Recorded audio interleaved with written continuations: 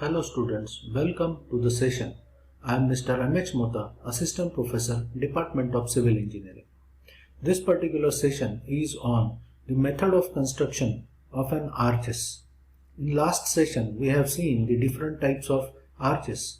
In this session, we will try to understand how to construct such arches. The outcome of this session. At the end of this session, you will be in a position to understand the methods of construction of different types of arches. So let's start learning. So the classification based on material and workmanship are as follows. According to material, the arches can be classified as stone arches, brick arches, concrete arches. So we'll start the discussion from the stone arches. The stone arches are further divided into two types, rubble arch and ashlar arch. As we are aware that the stone masonry can be classified as the rubble masonry or ashlar masonry according to the type of stones used. Even in case of stone arches, the similar kind of classification exists.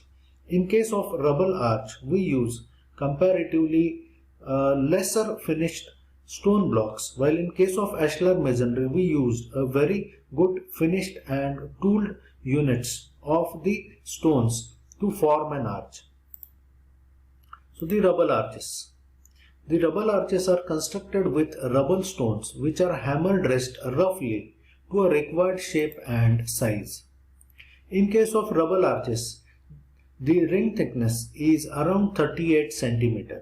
Generally, the rubble arches are not constructed more than 38 cm in ring depth. In such case, the all stone should be of full depth. It means that holes of it or the whole thickness of an arch should be made with a single stone, or the overall ring thickness should be covered with the help of one stone only. There should not be more than one stone covering the whole rubble arch, particularly when the ring thickness is up to 38 cm. If at all we need the arches of more than 38 cm in ring thickness, the stones are laid in two rings in alternate courses of headers and stretchers. But such construction is generally weaker in strength and not so attractive. Rather, whole rubble arches as compared to other type of stone arches are not attractive at all. Such kind of construction is suitable for a very small openings. So these are the examples of rubble arches. So these figures shows different types of rubble arches, and you can easily spot out that the units used or the stones used to form these arches are not dressed at all. They are roughly dressed, but once again they are used for the construction of arches where the soffits are comparatively made with the help of better dressed stones. Rather, the shape of soffit can be made only with an appropriate dressing of an stone. Such example is visible in the leftmost figure. In case of second figure, you will find that the stones are placed such a way that they are purely forming a compression member, and the stability depends purely on the arch action. While in next two figures shows the different types of rubble arches. They can be either semicircular or pointed arches. But these arches still are not aesthetically so pleasing as compared to the ashlar arches. Now let's learn the ashlar arches. In this type, the stones are cut to a very proper shape of wowsers and are fully dressed, set in line or cement joints with proper bed joints. This can be constructed up to a 60 cm depth, and in such case the wowsers are made of full thickness of the arch. For determining the wedge shaped wowsers, it is preferable to set out an arch on a level platform, marking it on the keystone and wowsers along with the radial mortar joints. Ashlar stones can also be used to make the flat arches in which the joints are either joggled or rebated. The stones are laid as header and stretcher alternatively if we want to have a higher thickness. All headers being of full depth of ring and not more than 2 stretchers in overall depth. In case of thickness more than 90 centimeters, quills and keystones are made of full thickness. So these are certain figures or the photographs showing different kinds of ashlar arches. These arches can be in the form of flat arch or can be in the form of any other arch. But these are very pleasing in its overall appearance. Rather, we can give any type of appearance we want, and such kind of things are giving overall structural view as a very prominent or very aesthetically pleasing kind of view. Next are the brick arches. Brick arches are even further classified as rough arch, axed or rough cut arch, gauged arch and purpose made brick arch. So rough brick arch, this type of arch is constructed with ordinary bricks without cutting these to the shape of wowsers. In order to provide the arch curve, the joints are made wedge shaped, or in other words we can say that these joints are of varying thickness. They are having a greater thickness at the extrados and smaller thickness in intrados. Due to this, the appearance of arch in many cases is spoiled. This type of arch is not used for exposed brickworks. If at all we are going to cover it with the help of a certain covering or plastering material, then this kind of arch can be used. These kind of arches are comparatively cheaper, and if we are going to make the surfacing on that, then rough brick arch can be an ideal option to have. These are the views of rough brick arch where the arches have been formed with the help of an ordinary brick. The thickness of joints are varying. Next is axed brick arch. In this arch, the bricks are cut wedge shaped with the help of brick axe. Due to this, the joints are of uniform thickness along the radial line. However, the appearance of arch is not very pleasant as the bricks cut to wedge shapes are not finely dressed. The cutting of the bricks many a times results in some inferior surface which is not well finished, and in such case the appearance may be getting spoiled. In this kind of construction, once again the thickness of the bricks might be uniform in nature as the bricks have given a wedge shaped kind of finishing. Next is gauged brick arch. In this type of arch, it is constructed of bricks which are prepared to an exact size and shape of a wowser by cutting it by means of a wire saw. The surface of the bricks in such case are fine dressed with the help of a file. For this, generally we don't use the ordinary kind of bricks, but we use the soft bricks, which even are called as an rubber bricks, as they are comparatively softer as compared to the ordinary kind of bricks. The joints formed in gauged bricks are fine, thin. They are very fine in a range of 1 to 1.5 mm, and they are truly radial. Lime putty is used for joining in such case. The figure shows the gauged brick arch, and in that you will find that the joints are very fine, rather they are not at all visible from the outer surface. So they are giving comparatively better appearance. Only thing is that if the soft bricks are available, then and then we can go for such gauged brick arch. This is another example of gauged brick arch where the bricks are gauged to a shape and the very beautiful kind of structure has been formed.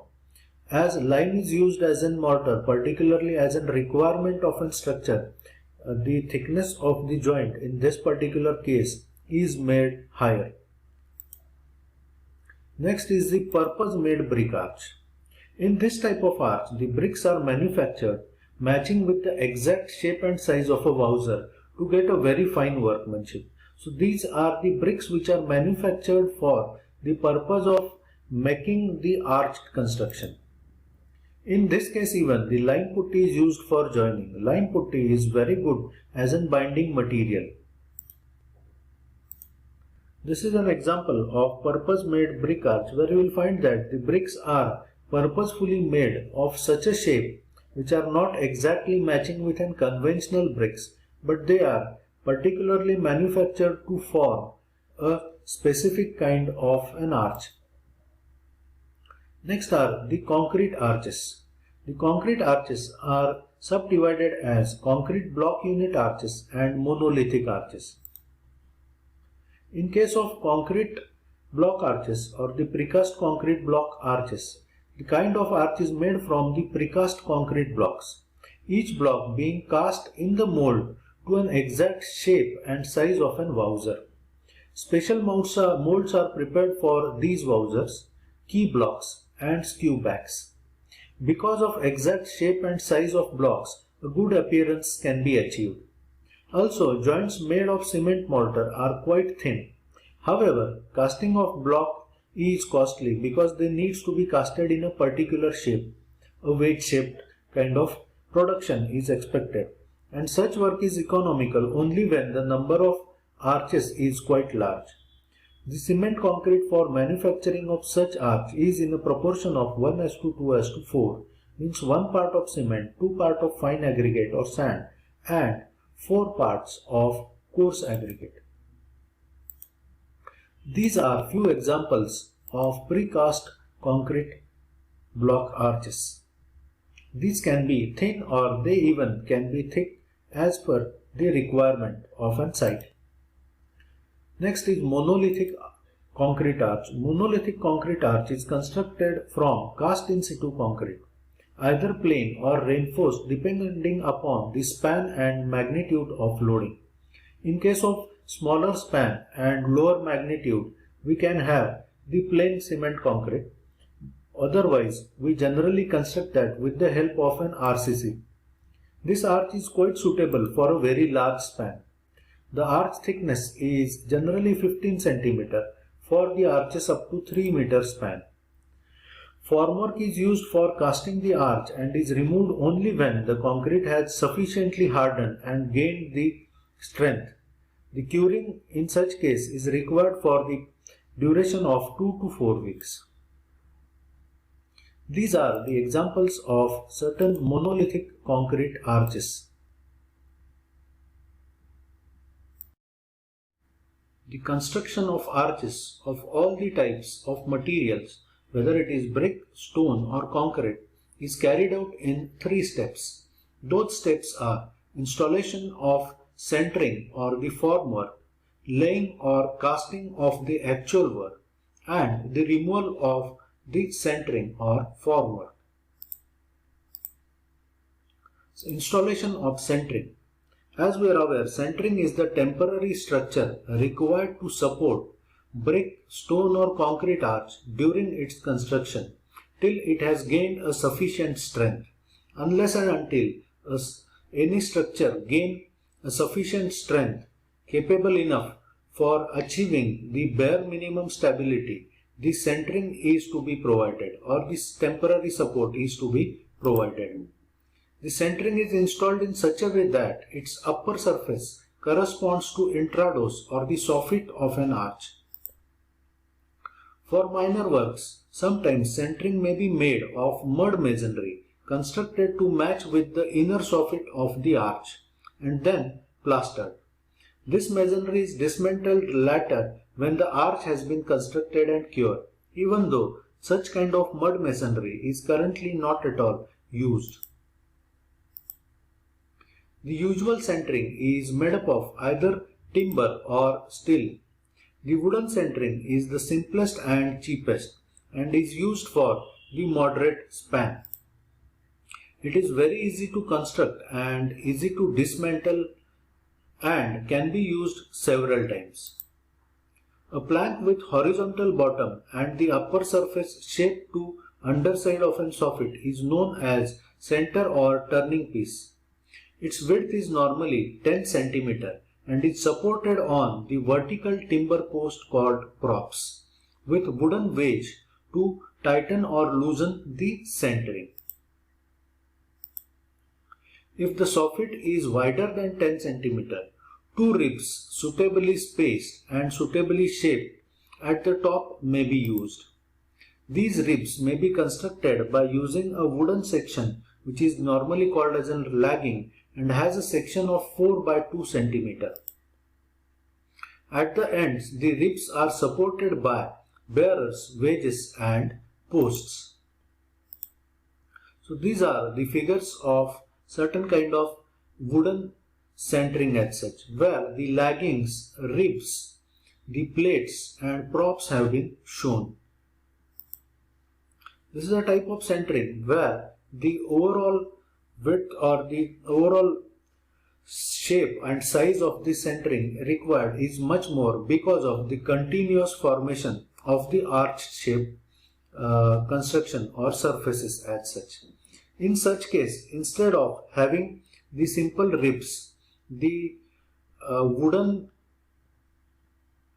kind of planks used to form a certain truss which is capable to support the different laggings which is shown in the figure. This is a real life picture of centering essential to support a special type of arch. For wider soffit and for larger spans, a built-up centering of cut wood ribs is used. The upper surface of the rib is given the shape of the soffit of the arch. Laggings, which are even in the form of cross battens, are nailed across the ribs at close intervals to support the wowsers at its top. The ribs are kept 25 to 40 mm thick, with width varying from 20 to 30 cm. The distance between ribs depends upon the thickness of the wall supporting the arch. The ribs are constructed by brace and struts to strengthen them. Horizontal ties are provided at lower ends of the ribs to prevent them from spreading. The ribs are supported on bearer and pair of folding wedges is provided at the top of each prop to tighten or loosen the centering. This is a real life example of the very large centering essential to support an arch. Such kind of support is essential in case of the construction of an arch which are very large spanned arch, and these are generally used for the construction of bridges. Next step is laying of an arch. After the erection or the installation of centering, skew backs are first prepared. Wowsers are then arranged in a proper and required forms, starting from skew back and proceeding towards the crown. Finally, a keystone or a key brick is inserted to that at the wowsers are locked in position. The wowsers should be properly bedded. After that, the center or turning piece is eased by slackening the wedges so that it is lowered by a height of 2 to 3 mm. Such process is essential for the stone arches since it permits the wowsers to settle upon their beds properly. This is an photographs of showing the laying of an arches where the arches have been laid on the centering, but no loads have been given to the arches. After the arch gains the strength, the final stage is the removal of centering. No load should be placed on the arch unless the centering has been removed. For small spans, the removal of centering is done by loosening the folding wedges. When the span is very high, say in the range of 7 meter or more, a sandbox method can be used for loosening so that shocks are avoided.